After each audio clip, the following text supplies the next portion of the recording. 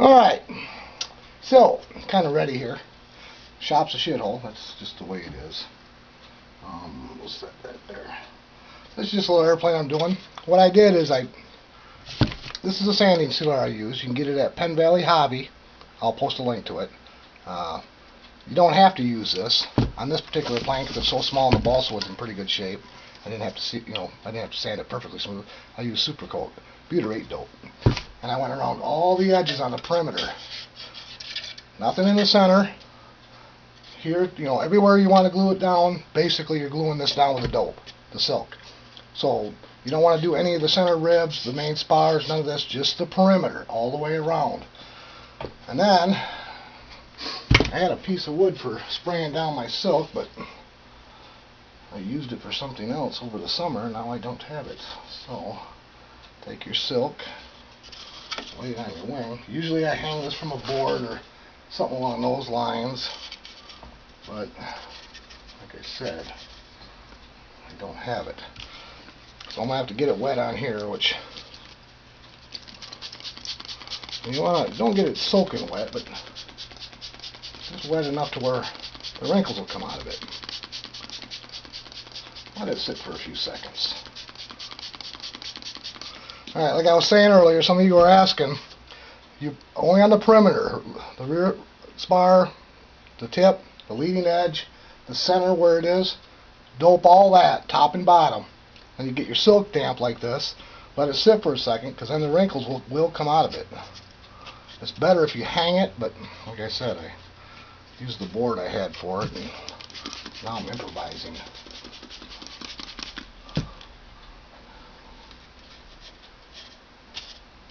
So you give it a little time, them wrinkles will all come out decently enough.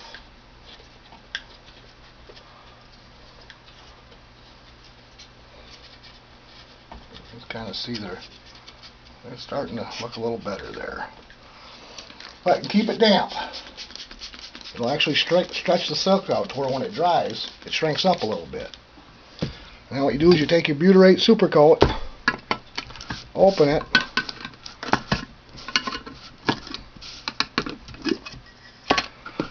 I use a nice little paintbrush, something like that there.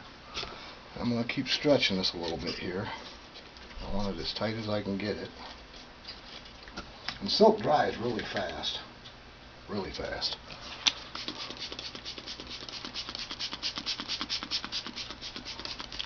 This is a plant mister. Works good for this.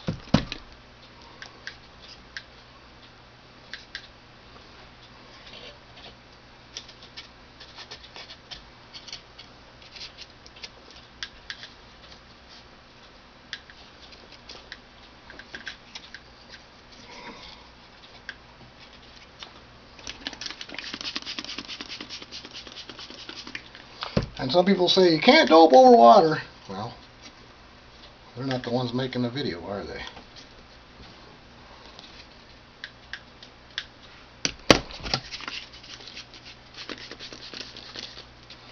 I don't even know if I'm recording. That memory stick might be full.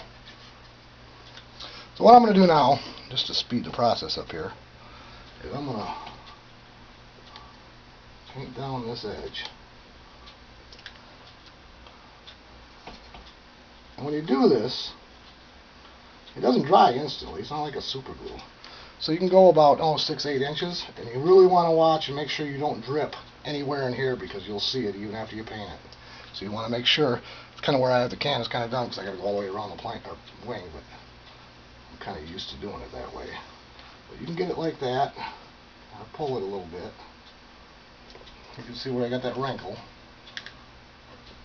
And I'll pull it this way a little bit. See, now you can see it getting tight there. Like I said, keep it damp. And then, oops, I really got some on there that time. And then just keep on going down. And you do the bottom of the wing first. That way there you can have all the edges underneath, or on the back side. You don't want edges to where the wind can grab it. It wouldn't come apart, but it may make some noise. Alright, so we got that all doped up. Now what I usually do is just run my finger along it, and that gets any air bubbles out of it. Now, you'll see when I pull it like this, it's going to really start taking some shape here. You see them little wrinkles? You got to make sure you got them bastards out of there. There's one right there. I don't know if you can see it in the camera, but it's there. Give it a little pull.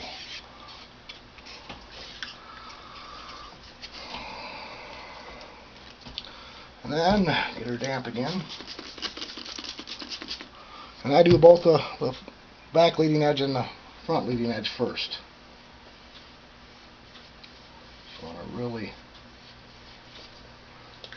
make sure you get it in there good, where it soaks through the dope or silk and into the wood. And just pull her tight like that.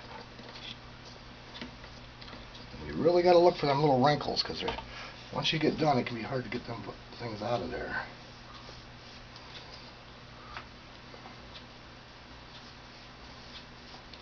Like I said, you can move this for quite a considerable time after you put the... You actually have to, because it's going to pull the wrinkles out, and then it kind of tacks it in place to where they're not there. Like that wrinkle right there, that one there. I can still pull them out. See? Okay, now I'm not going to be spraying too much more water on this. Got it about tacked down. I might spray the center a little bit.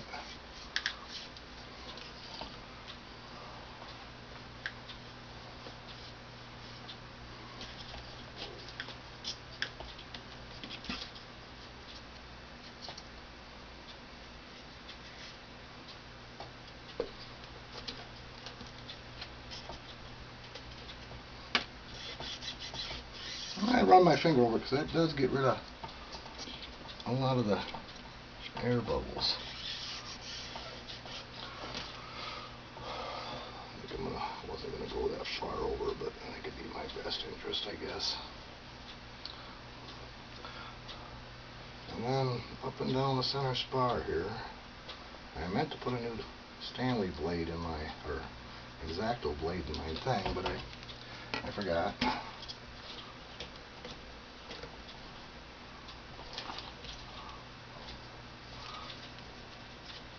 This was supposed to be sheeted, but I decided I was going to rubber band it to the airplane. And this is a Robin Hood, I think. Or something, I don't know. It's a, yeah, Robin Hood. But I'm going to rubber band the wings down instead of bolts. Along the edges. I'm going to move that back.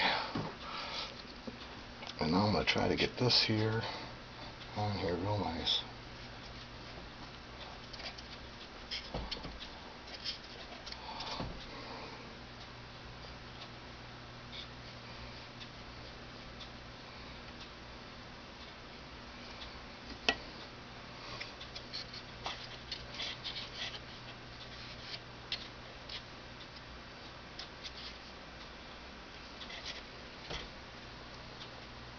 See how that pulls nice and tight when you work it a little bit. Run your finger along it. That'll give you a nice clean edge.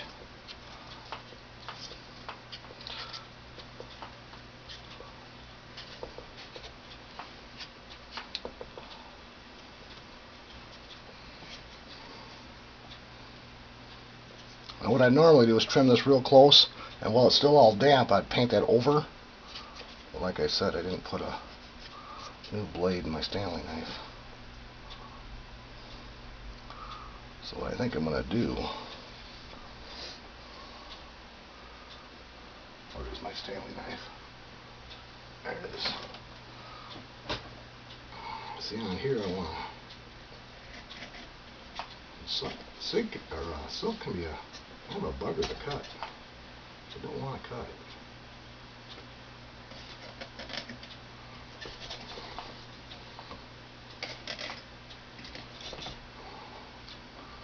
I want to get some of this because I'm not sheeting it, like I said. It calls for sheeting, but I'm not doing it.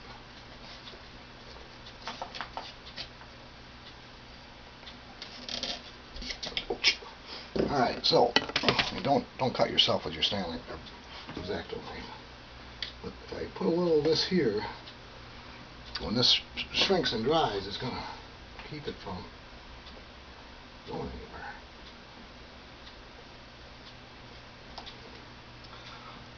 Hopefully. And this will be inside the fuselage when I'm done, so it's not going to be visible. And I overlapped the silk, good couple inches, but at least an inch.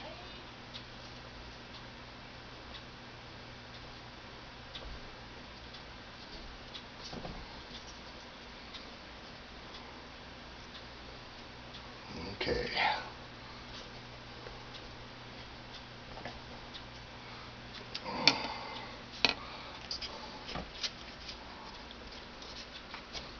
Oh, see, I got a fucking drop on there. It's better to rub it off than use a brush, because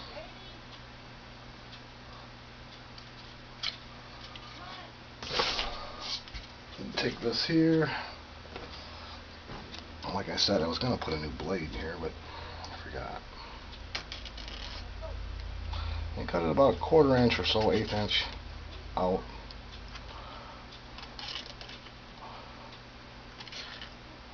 This is enough for you to grab a hold of. You can always trim it more later. I get to that point. Oh shit, you see that? That's okay. I didn't get enough dope on it apparently. And that.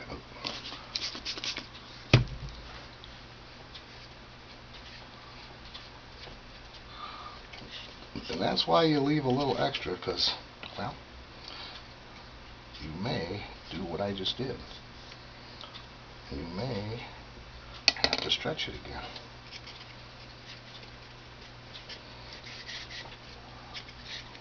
So,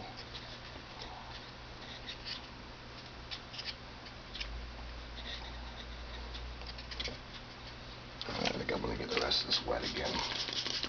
It's going to start tightening up on me. But that's the reason you do this.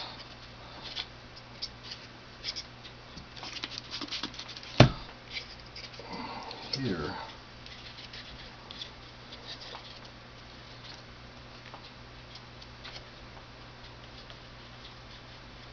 Got a lot on there. Barely left enough to get hold of.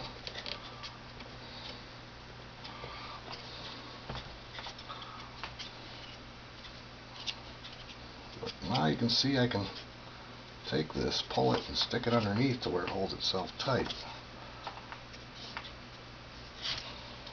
I don't know if you can see that or not because my hands are all in the way, but you can. If it starts getting a little tacky on you, just put a little more of that on there. And just pull it around and wrap it, and you can pull it like that right there.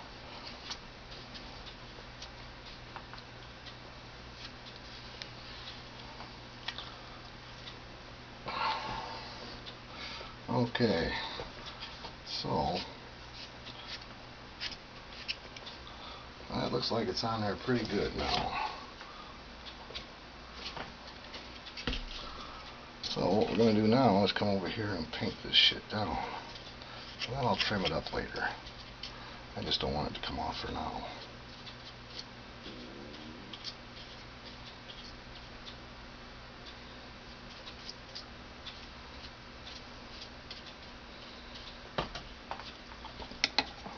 Okay, now on the top, you're going to lap it and end it on the bottom of the spar. On the back, you're going to end it in the center of the back spar. So, well, you got your paintbrush dirty and all that shit. Grab a hold of this, pull it down, doesn't matter where you start. Start doping it down.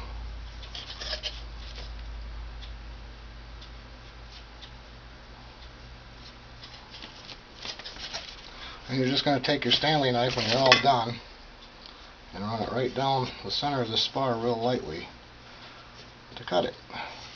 And then when you do the top half, you'll do the same thing. That way there you have no seams out in the open.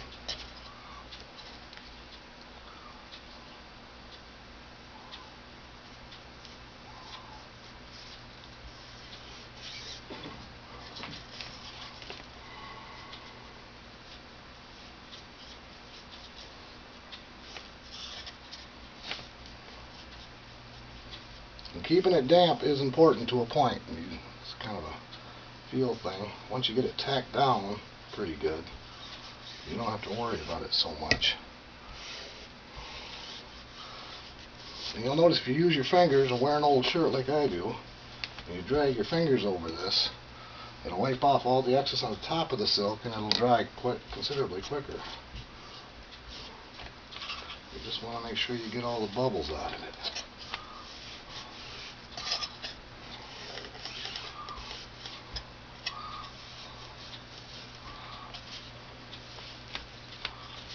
Pretty much just like that.